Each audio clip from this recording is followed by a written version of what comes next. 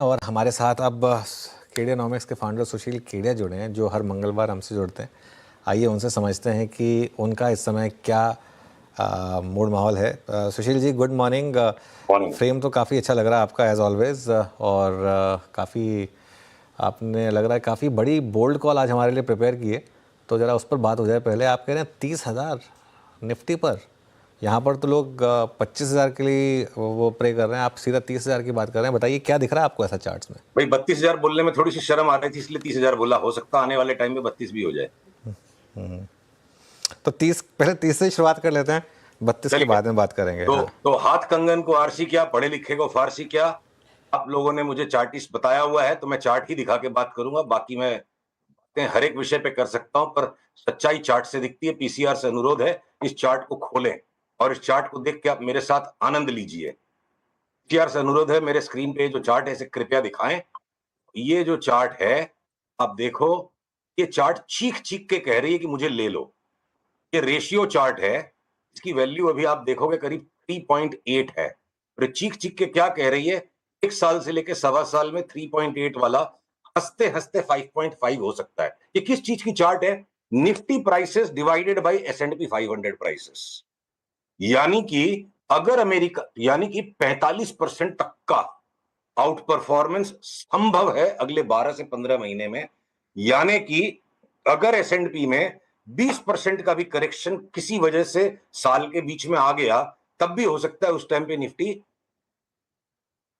45% ऊपर हो करंट भाव से।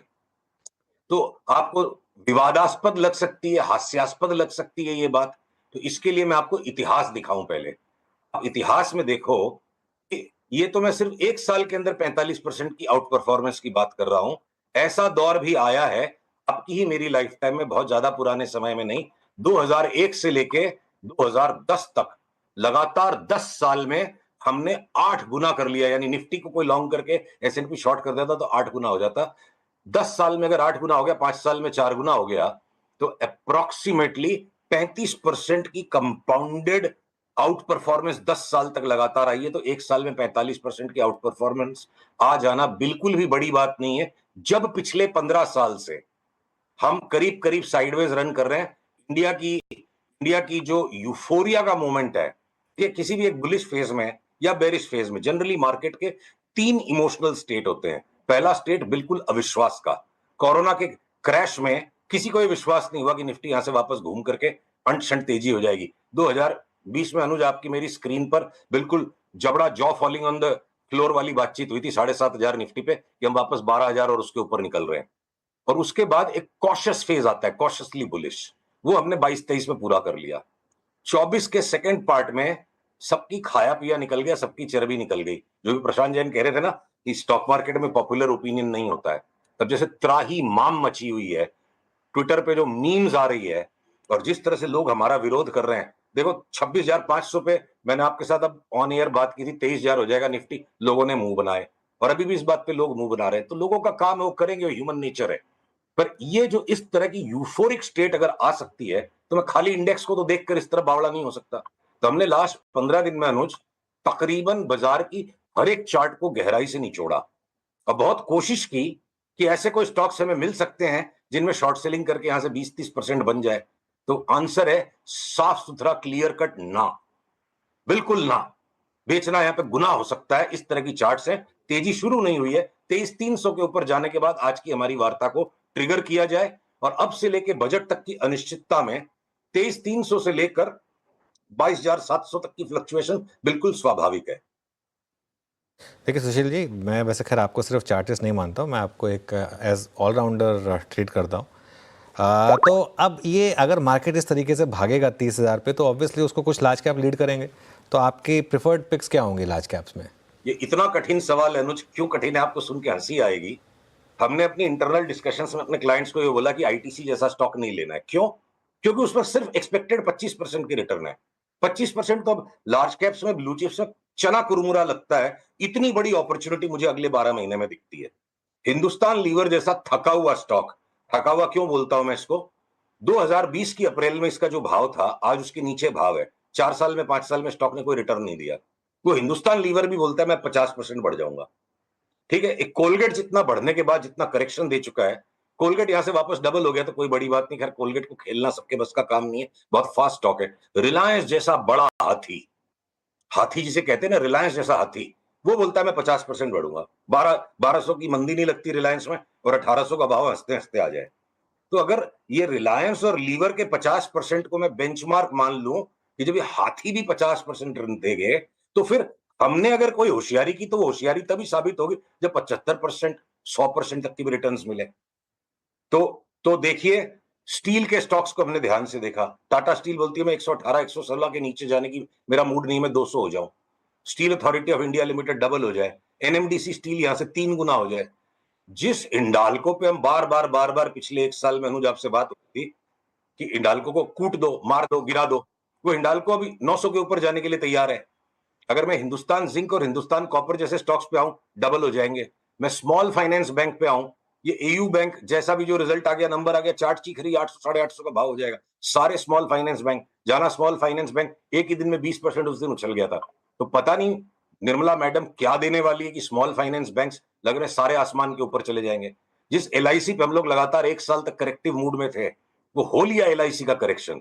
1300, 1400 का भाव एलआईसी लगता है। एसबीआई इंश्योरेंस, लाइफ इंश्योरेंस या आपके एचडीएफसी लाइफ, ये सब लगते न्यू हाई में चले जाएंगे।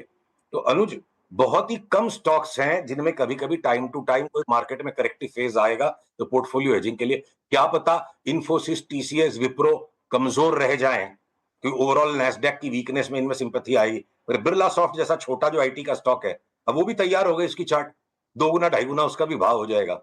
तो जैसे हास्यास्पद लगती है शुरू में कोई भी बुल मार्केट जब स्टार्ट होती है, फिर वो विवादास्पद लगती है, और उसके बाद एकदम से जो फ्रेंजीड कंसेंसस आता है, जैसे 26,500 पे फ्रेंजीड कंसेंसस था, और हमें लोग उस नजर से देख रहे थे, पता नहीं ये कौन से पागल खाने से छूट के आया है।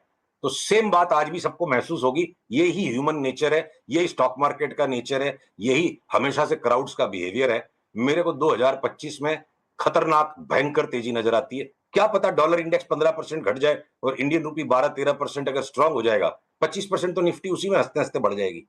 तो हमने, एक बात पूछता हूं मैं, उल्टी बात करते हैं चलो। जिस दिन चुनाव के नतीजे आए, मोदी सरकार की सिर्फ 240 सीटें बची। लास्ट 10 साल में भारत के लिए इससे बड़ी कोई विपदा की परिस्थिति थी नहीं। सबका ओवर कॉन्फिडेंस जो था, एक झटके में इंडिया का कॉन्फिडेंस पंक्चर हो गया। गवर्नमेंट तो कमजोर हो गई, 21,000 की निफ्टी एक झटके में हो गई। कोई ने सोचा था 26,000 की निफ्टी फटाफट आ जाएगी वहां से। तो हमारी जो कल्पना है, उसको हम अपनी बुद्धि समझने की गलती कर लेते हैं, और सबकी कल्पना सीमित है। और यथार्थ जो है, सच्चाई जो है, एक क्राउड की जो ताकत है, करोड़ों लोगों की जो ताकत है, वो हम सबकी कल्पना से ज्यादा ताकतवर होती है। जिस दिन 240 सीट खाली थी गवर्नमेंट की और 21,000 का क्रैश लैंडिंग कर गया बाजार, और वहां से जिसने माल ले लिया उस क्राइसिस में, वो 26,000 तक हंसते हंसते बेच गया। तो उसी तरह आज जो क्राइसिस ऑफ कॉन्फिडेंस है, माल लेने की बात करने का मतलब पागलपन है। तो हम तो देखिए, जो लगेगा तो स्टॉप लॉस लगेगा। जो हमने अपने निवेशकों को सलाह दी है, वही हम आपके भी दर्शकों को बता सकते हैं। ओके, सुशील जी, फिर एक बात बताइए, बजट से क्या एक्सपेक्ट करें हम, और बजट रिलेटेड सेक्टर्स पे क्या, जैसे कैपिटल गुड्स वगैरह होते हैं, उनमें क्या फिर लॉन्ग बनाए जाएं?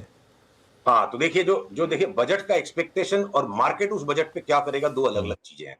तो हो सकता है कि काफी साल हो गए हैं, गवर्नमेंट ने कोई इनकम टैक्स में कंफर्ट नहीं दिया है लोगों को, और जिस तरह से चार्ट्स का स्प्रेड है, जैसे एफएमसीजी के स्टॉक सारे 50, 60, 70% भागने तैयार हैं, या कंज्यूमर ड्यूरेबल्स, व्हाइट गुड्स में भी बड़ी तेजी लगती है, सबकी चार्ट्स में तेजी लगती है।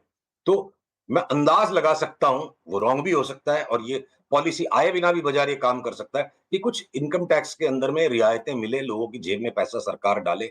और मुझे लगता है सरकार बड़ा एक्सपेंडिचर रेलवेज में और डिफेंस में तो डेफिनेटली अनाउंस करेगी। ये रेलवेज की और डिफेंस की चार्ट्स ना लड़ रही है हमसे कि पहले मेरे को ले लो, पहले मेरे को ले लो। हाथ हमारे 2 ही है और उंगलियां 10 है, सारी की सारी 22 है, तो कुछ तो आएगा बजट में। बिना बिना कुछ आए कैसे भागेंगे।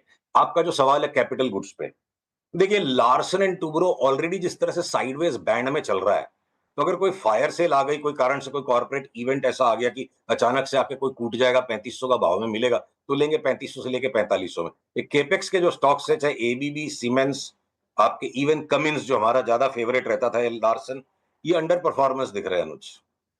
तेजी सभी चीजों में आएगी, पर जब 50% लीवर और रिलायंस देंगे, तो मैं 30-35% कमाने के लिए ये लार्सन और कमिंस क्यों लूंगा। मेरा आंसर ये है। ओके, चलिए सुशील जी, बहुत बहुत शुक्रिया आज हमारे साथ जुड़ने के लिए। अगले मंगलवार फिर आपसे बात करेंगे कुछ और स्टॉक्स पर और मार्केट